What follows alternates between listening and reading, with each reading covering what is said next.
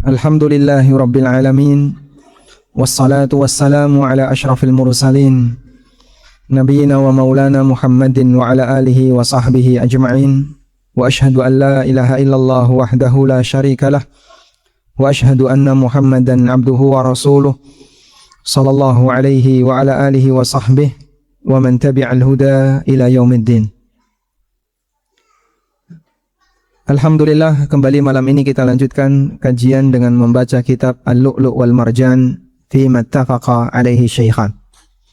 Dan insyaallah kita akan membaca satu bab yang diberi judul oleh penulis Babun Jawazu Jima'ihi Imra'atahu fi Qubuliha min Qudamiha wa min Wara'iha min ghairi ta'arrudin lid-dubur. Bab bolehnya melakukan hubungan badan dengan memasukkan di kubul wanita, baik dari depan maupun belakang, dan tidak boleh ke arah dubur. Hadis dari Jabir bin Abdullah radhiyallahu anhuma.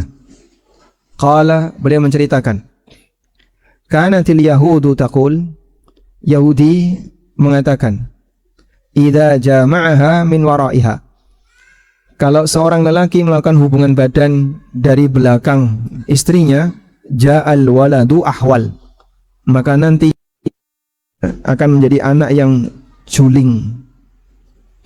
Fanazalat, sampai turun firman Allah, nisa'ukum harthul lakum fa'tu harthakum anna syi'tum. Istri kalian adalah ladang bagi kalian, maka datangilah ladang kalian anna syi'tum, dari arah manapun yang kalian inginkan. Hadis riwayat Bukhari, disebutkan dalam kitab tafsir, bab tafsir di surat Al-Baqarah. Tayyib. Penduduk Madinah sudah lama berinteraksi dengan orang Yahudi. Masyarakat Madinah, mereka berinteraksi dengan Yahudi. Sebelum Islam datang, masyarakat Madinah banyak belajar kepada Yahudi. Sampai apa yang dipahami oleh orang Yahudi mempengaruhi keyakinan dan pemikiran masyarakat Madinah. Dan banyak sekali keyakinan penduduk Madinah dipengaruhi oleh akidahnya Yahudi. Baik keyakinan itu yang bersumber dari kitab atau keyakinan yang bersumber dari mitos. Sebab keyakinan Yahudi itu ada yang bersumber dari kitab dan ada yang bersumber dari mitos. Mitos itu apa sih, Pak? Keyakinan tapi sumbernya nggak jelas. Ya, kita sebut keyakinan yang sumbernya katanya-katanya. Jari ini dan jari ini. Di masyarakat kita kan banyak sekali ya keyakinan masyarakat yang bersumber dari jari ini.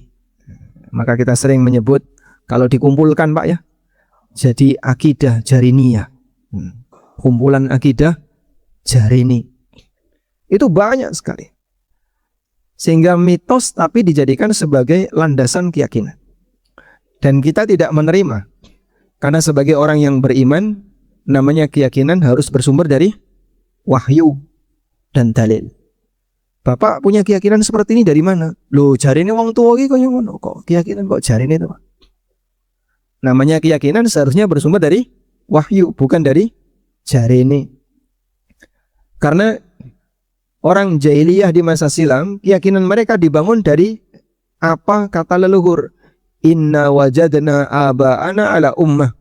Kami jumpai nenek moyang kami, leluhur kami memiliki ajaran tertentu.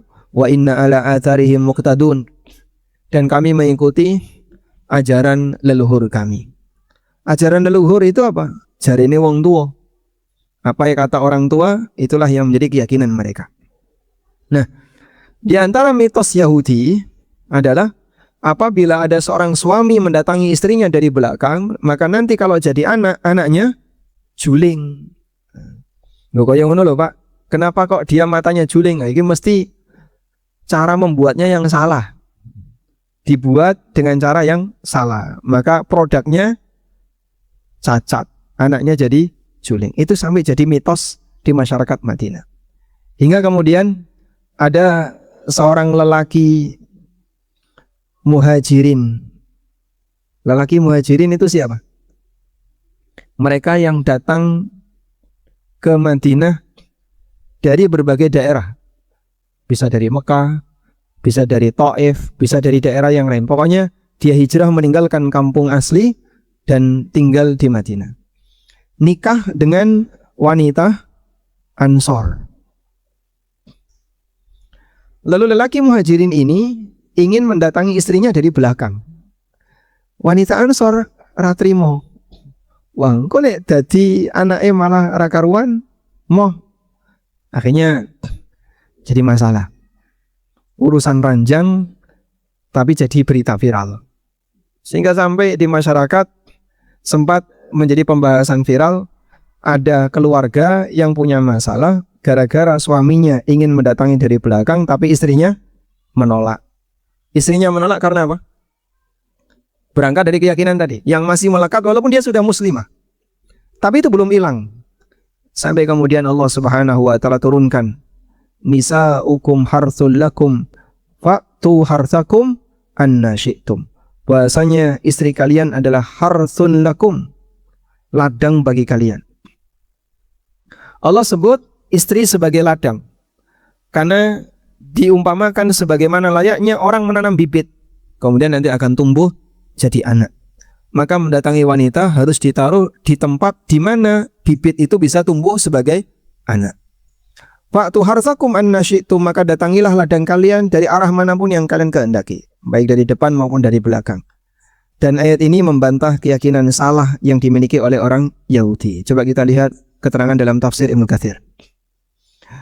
Nisaukum harthul lakum, istri kalian adalah ladang bagi kalian. Ay al-harthu maknanya maudhi'ul walad, tempat untuk nanam anak. Fa'tu harthakum anna syi'tum, maka datangilah ladang kalian dari arah manapun yang kalian inginkan. Ay kaifa syi'tum, sesuai yang kalian kehendaki. Mukbilatan wa mudbiratan, baik dari arah depan maupun dari arah belakang. Fi simamin wahid, tapi di satu titik yang sama, yaitu dalam rahim. Kama sabatat bidzalika al-ahadits, sebagaimana disebutkan dalam banyak hadis. Diriwayatkan oleh Bukhari bahwa beliau menyebutkan hadis dari Jabir. Kanatil yahudu taqul, orang Yahudi mengatakan, idza jama'aha min waraiha ja'al waladu ahwal. Kalau seorang lelaki mendatangi istrinya dari belakang, maka nanti anaknya jadi juling. Fanazalat, kemudian Allah turunkan ayat ini, nisa'ukum harthul lakum fa'tu harthakum anna syi'tum. Wa qala Ibnu Abi Hatim, kata Ibnu Abi Hatim, beliau membawakan riwayat, annal yahuda qalu lil muslimin, orang-orang Yahudi mengatakan kepada orang muslim, man atam ra'atan wa hiya mudbiratan ja'al waladu ahwal. Siapa yang mendatangi istrinya dari belakang, maka nanti anaknya juling. Dan ini adalah mitos Yahudi yang tidak benar.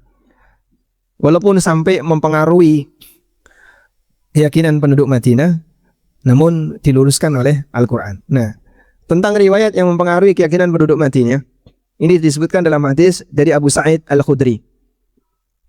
Anna rajulan asaba imra'atan fi duburiha fa'ankaran nasu alaihi. Ada orang yang melakukan hubungan dengan istrinya dari belakang, diingkari oleh masyarakat. Fa'anzalallah, kemudian Allah Subhanahu wa taala turunkan ayat ini.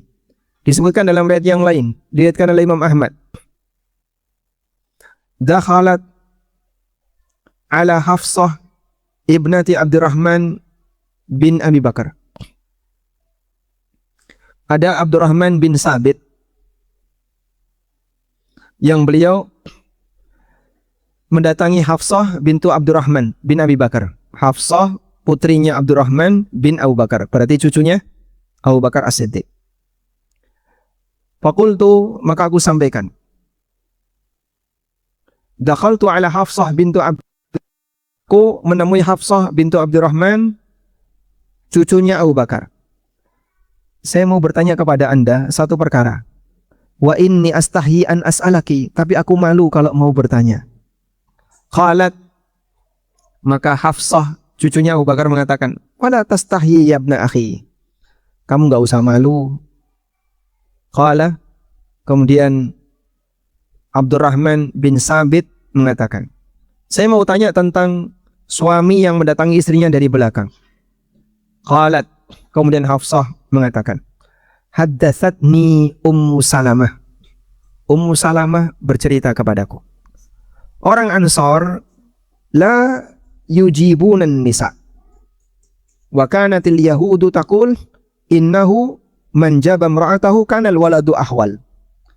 Orang-orang Ansar itu tidak mendatangi istrinya dari belakang.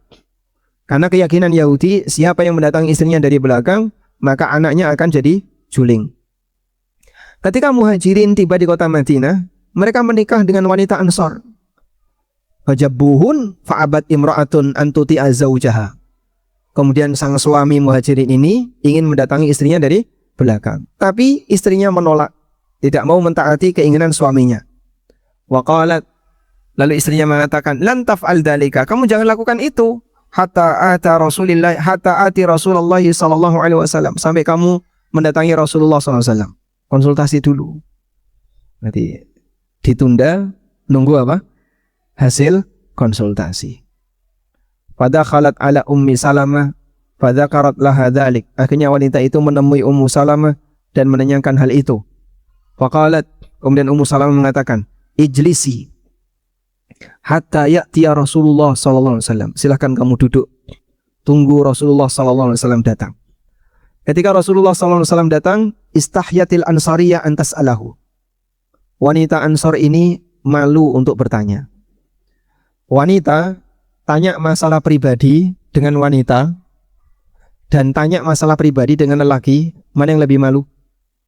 Dengan lelaki. Karena ini masalah pribadi wanita. Fakharajat, akhirnya wanita tadi keluar. Fahadatsat Ummu Salamah. Kemudian Ummu Salamah menceritakan kepada Rasulullah sallallahu alaihi wasallam. Faqala, kemudian Nabi sallallahu alaihi wasallam mengatakan, ud'il ansariyah, panggil wanita Ansar tadi.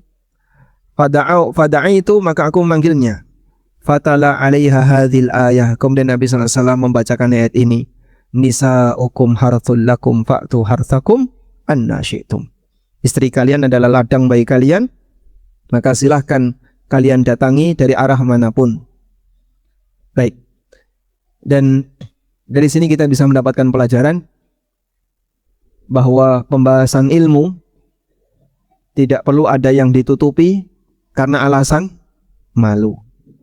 Selama itu adalah kebenaran yang perlu untuk dibuka. Innallaha la yastahyi minal haqqi syai'a. Allah tidak pernah merasa malu. Allah tidak malu untuk menjelaskan kebenaran sedikit pun. Baik. Selanjutnya kita akan beralih ke hadis berikutnya. Kalau mitosnya orang Jawa terkait hubungan badan itu, ada enggak? Orang Jawa punya mitos apa? Orang Jawa punya banyak mitos. Tapi kalau sudah hamil, ya, sehingga kalau anak itu hamil, kalau seseorang itu hamil dan anaknya sudah usia 7 bulan, maka dibacakan surat apa? Yusuf dan surat Maryam. Tujuannya apa? Biar ganteng kaya Yusuf, nek wedok cantik kaya Maryam. Kenapa enggak surat Muhammad? Ya, Nabi Yusuf sama Nabi Muhammad lebih tinggi mana? Jelas lebih tinggi Nabi Muhammad. Ini fatwa yang salah. Kenapa enggak surat Muhammad, malah milih surat Yusuf? Minimal surat Ibrahim lah. Karena Nabi Ibrahim lebih mulia daripada Nabi Yusuf. Dan Nabi Ibrahim juga ganteng. Ulama beda pendapat siapa manusia paling ganteng. Ada yang mengatakan Nabi Muhammad SAW, dan ada yang mengatakan Nabi Yusuf. Ada yang mengatakan Nabi Adam. Paling ganteng adalah Nabi Adam. Sebab gantengnya Adam itu kemudian diturunkan kepada seluruh keturunannya. Nabi Yusuf dapat setengah. Saat Nabi Muhammad SAW ketemu Yusuf ketika beliau Mi'raj, Rasulullah SAW mengatakan, laqad utiya syatral husni. Beliau diberi setengah ganteng. setengahnya dibagi ke kita-kita ini. Ono sing kecipratan 0,000%. Nah, setengah gantengnya Yusuf itu ditakwil dengan setengah gantengnya Adam. Sebab Nabi Adam alaihissalam manusia pertama diciptakan dalam kondisi paling sempurna dari sisi fisik. Nah, keturunannya kemudian mengalami penurunan kualitas sampai zaman kita. Wallahu a'lam. Tapi mitos ini jelas nggak benar ya. Dibacakan surat Maryam biar cantik seperti Maryam. Dari mana kamu tahu kalau Maryam cantik? Lo kan perempuan. Ya jelasnya perempuan orang ganteng ya. Dan ini mitos. Contoh yang lain ya. Kalau orang sudah lahiran, maka ari-arinya dikubur. Ngubur ari-ari di mana, Pak? Hah? Depan pintu, kanan atau kiri? Kanan atau kiri? Nek lanang, kanan. Nek wedok, kiri. Waktu ngubur ari-ari dikasih apa? Kasih apa? Bukan gunting, pulpen, benang, kertas. Terus apa lagi? Jarum. Apa tujuannya? Men anaknya gede pinter jahit. Keliru, Pak. Seharusnya dikasih emas. Gue naik gede anaknya jadi juragan. Wan besok gede timbangannya jadi penjahit.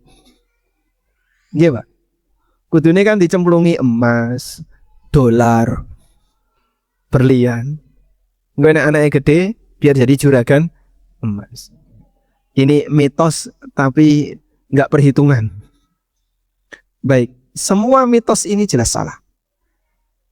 Dan masih banyak lagi ya aneka mitos yang ada berkaitan dengan masalah bayi. Bayi kalau sudah berumur mau jalan, diapain, Pak? Hah? Pidak siti. Diapain dia? Suruh nginjek tanahnya dibawa, dibagi, ditaruh. Saya itu masih ingat ya, sebagian masyarakat kami di Lamongan itu punya mitos kakinya diasah. Kakinya diasah. Jadi biar bisa naplek dengan baik, maka kakinya dia pakai asahan itu, Pak. Asahan pisau tuh, kakinya digosok. Bayi kayak gitu kan bisa lecet. Tapi betul ada yang kayak gitu, kakinya diasah.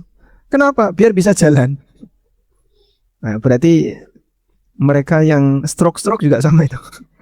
Kakinya diasah biar bisa balik, bisa jalan. Subhanallah. Itu kan mitos semua. Dan itu dipercaya sama sebagian orang. Alhamdulillah, dengan belajar orang bisa lebih terbuka. Maka logika manusia bermain. Iki ramado akal, tidak bisa dinurul. Sehingga saat nggak bisa dinalar, nggak masuk akal, ditinggalkan. Terus yang benar gimana? Yang benar edukasi muncul. Kalau anak itu berlakunya seperti ini dan seterusnya. Baik. Selanjutnya kita beralih ke bab yang ke babun tahrimu imtina'iha min firashi zaujiha. Bab haramnya wanita menolak ajakan suaminya di atas ranjang. Hadis Abu Hurairah radhiyallahu anhu. Nabi sallallahu alaihi wasallam bersabda, "Idza batatil mar'atu muhajiratan firasha zawjiha." Ketika ada seorang wanita yang bermalam dalam kondisi menjauhi ranjang suaminya, la'anat hal malaikatu hatta tarji. Maka dia dikutuk oleh para malaikat sampai balik. Hadis riwayat Bukhari Muslim. Dan ini salah satu di antara hadis yang paling dibenci oleh kaum feminis. Sampai ada yang berkomentar, orang berkomentar, itu ngapain malaikat ngurusi rumah tangga orang? Ngapain malaikat ngurusi rumah tangga orang? Masya Allah. Ada yang komentar kayak gitu, Pak. Ibu-ibu kan. Ngapain malaikat ngurusi rumah tangga orang kan? Masalah suami istri berantem tuh dan istrinya menjauh dari suaminya kan terserah dia kan. Ini malaikat ikut campur urusannya apa? Subhanallah. Ini karena dia imannya ada masalah. Padahal malaikat melakukan seperti ini atas perintah Allah. Sebab bagian dari perbuatan malaikat, bagian dari kaidah terkait perbuatan malaikat adalah wa yaf'aluna ma yu'marun. Para malaikat itu mengerjakan apa yang diperintahkan oleh Allah. Mereka tidak akan melakukan kecuali apa yang diperintahkan oleh Allah.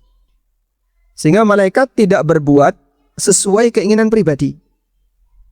Semua yang diperbuat malaikat atas perintah Allah. Nabi Muhammad SAW itu menghendaki agar Jibril bisa datang setiap saat. Sehingga saat beliau ketemu Jibril, Rasulullah SAW menyampaikan, kenapa kemarin kamu nggak datang? Kenapa lama nggak datang? Karena beliau ingin selalu ditemani oleh Jibril. Sampai turun firman Allah Subhanahu wa taala, "Wa ma natanazzalu illa bi amri rabbik, lahu ma baina aydina wa ma khalfana."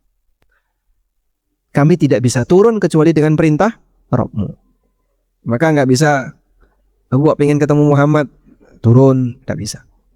Beliau, Jibril alaihissalam, tidak bisa turun menemui Nabi SAW kecuali atas perintah Allah. Baik. Sehingga malaikat melaknat atas perintah Allah. Ya. Kok enak jadi wong lanang ya, Mak? Jangan bilang seperti itu. Sebab masing-masing hak dan kewajiban yang berbeda. Muncul pertanyaan, bagaimana kalau laki-lakinya yang menolak? Apakah juga dilaknat oleh malaikat?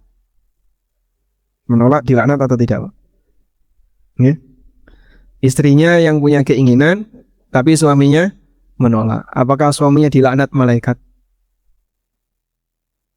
Dilaknat atau tidak? Ya.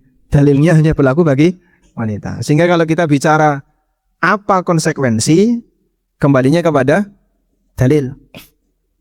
Karena ini gaib. Dan kita tidak tahu hal yang gaib kecuali melalui jalur kenabian. Terus gimana? Ya kalau suaminya yang tidak bersedia, istrinya misalnya punya hasrat tapi suaminya menolak, tidak ada ancaman seperti ini. Namun, jika sampai seorang suami menelantarkan istrinya berkaitan dengan masalah nafkah batin, sehingga membuat sang istri jadi mendapatkan madharat. Mendapatkan madharat itu misalnya bahkan sampai melakukan maksiat atau mendapatkan madharat yang lain, maka suami berdosa. Karena Allah Subhanahu wa taala perintahkan wa'ashiruhunna bil ma'ruf. Pergaulilah istrimu dengan cara yang baik. Saya pernah dapat pertanyaannya. Orang kalau sudah buka konsultasi keluarga, Masya Allah ya, ternyata sejuta masalah ada di sana. Ada ibu-ibu, suaminya stroke, tapi dia masih punya hasrat. Mungkin usia wanita ini 50-an. Usia 50-an. Dan dia kaya, suaminya kaya, tapi stroke. Punya pembantu, Pak. Pembantunya laki-laki banyak karena kaya, jadi ada rewang-rewang laki-laki. Ibu ini jatuh cinta dengan salah satu pembantunya. Boleh nggak, Pak? Saya nikah dengan pembantu saya, tapi tidak cerai dengan suami saya. Itu solusinya gimana? Ya kita jawab, wanita tidak boleh poliandri, lelaki boleh poligami. Nah, gimana Pak? Saya punya hasrat, tapi suami saya nggak bisa karena stroke. Namun saya tidak ingin cerai dari suami karena masalah kebutuhan. Cerai dari suami, ya otomatis dia tidak bisa mendapatkan hartanya. Bingung dia.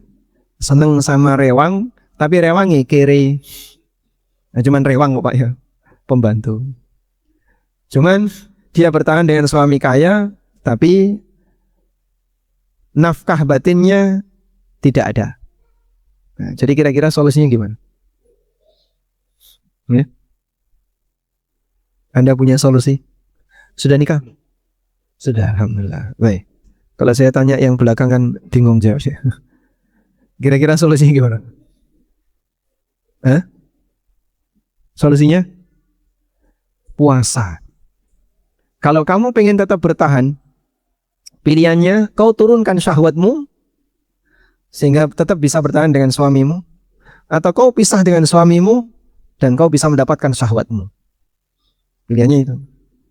Aisyah radhiyallahu anha jadi janda di usia 19 tahun. Dan beliau wafat di usia 60 sekian tahun. 40 sekian tahun menjanda. Padahal beliau wanita normal yang punya hasrat.